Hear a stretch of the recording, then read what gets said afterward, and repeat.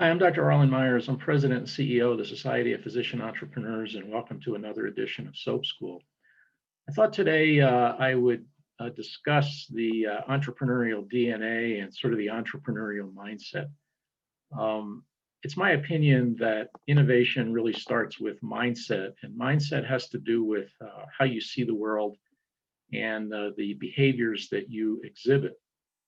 For example, do you see the world as half empty or half full? Do you see entrepreneurship as the destination rather than the journey?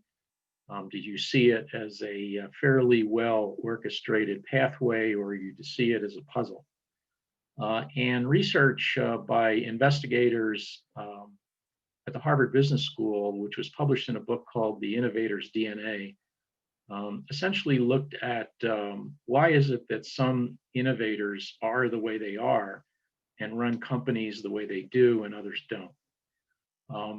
And I've mentioned in the past that in order to practice entrepreneurship, you're really going to need to have the knowledge, skills, attitudes, and competencies that are somewhat different than clinical mindset when it comes to the entrepreneurial mindset.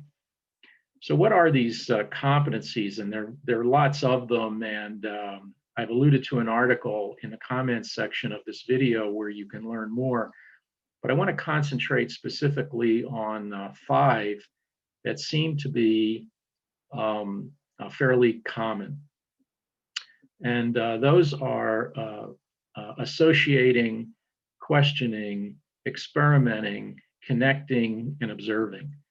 And a cute little mnemonic to remember this is the CEO Q&A. So the backbone of the entrepreneurial mindset or the entrepreneurial DNA is referred to as associating. In other words, it's pattern recognition.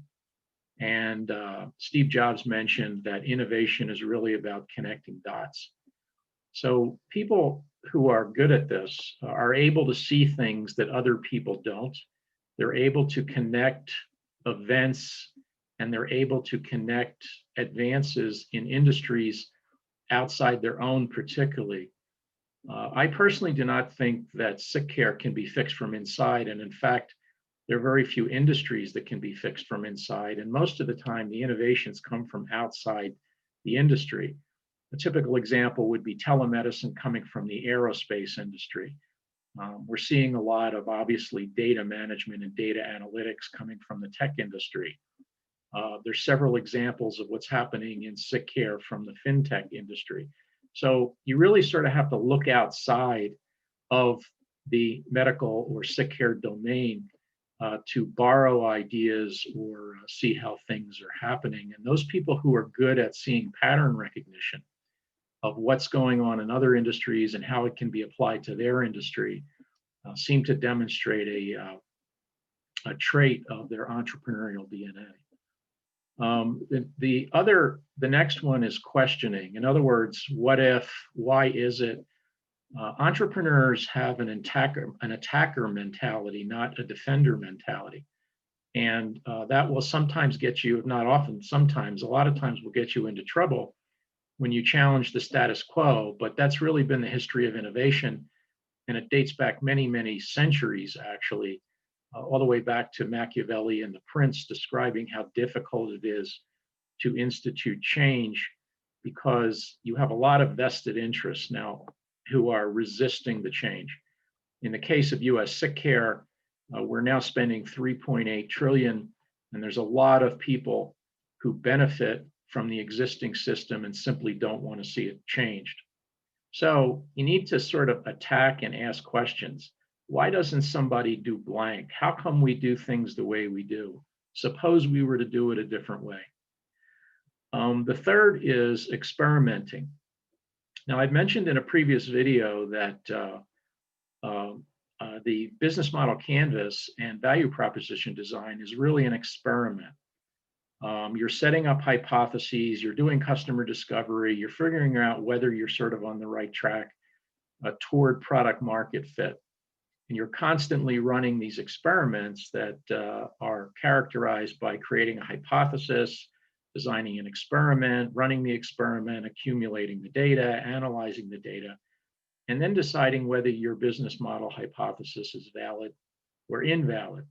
And you're basically making data-driven decisions, not in some instances faith-based decisions. I'm not saying that intuition doesn't play a part in successful entrepreneurship, but more often than not, you really want it more and more. You're becoming or sick care is becoming a data-driven industry that happens to take care of patients. The fourth is connecting or networking, and great entrepreneurs are really great networkers. Unfortunately, the large majority, in my experience, of healthcare professionals and doctors are what I call linked out, and their networks are fairly narrow. And the networks that they do have are usually within their own specialty or domain, and they do not have robust external networks to people that are outside the industry. But the more you can connect to people and the more you can understand their viewpoint, the networks that they work in, the ecosystems that they play in, the better off you will be. And then finally, the fifth one is observing. So observing how people do things, which leads to insights into solutions that they may not have thought of. The classic example is the shopping cart experiment that Idea Labs ran, and IDEO ran. And basically what they did was they asked designers to go to a grocery store and watch how people shop. And then the assignment was to create a shopping cart based on what they found. So this is, in a sense, ethnographic research.